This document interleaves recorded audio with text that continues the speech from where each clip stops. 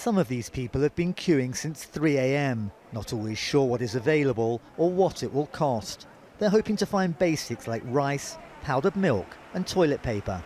You take what you can, but there's not much variety. One day there might only be flour or rice, oil or toothpaste. Prices rise almost daily. Inflation in November was nearly 57%.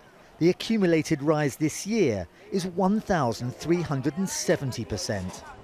This coffee costs 15,000 bolivares. That's about $4.50 at the official exchange rate, which almost no Venezuelans can afford to use.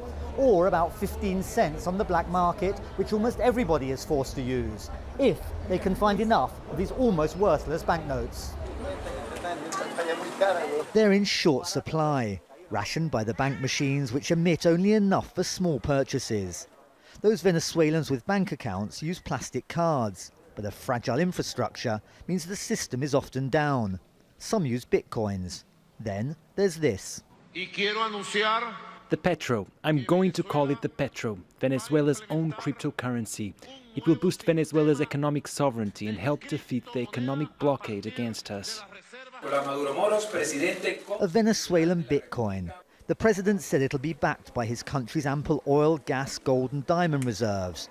But economists say such a system needs the confidence of investors. And even on the streets, there's not much of that about. It's very sad. It's even more sad when you lived well and reached my age and you've got nothing and no way of solving anything. Thousands have left the country and thousands more are planning to, blaming President Maduro for mismanaging the economy, frustrated that a country with abundant natural resources is enduring such economic misery. If Venezuela is lucky, or with the power of its citizens, it can change things soon. Then Venezuela could recharge its economy and limit the damage in the next few years. But if this crisis continues, it's going to leave deep scars for generations to come.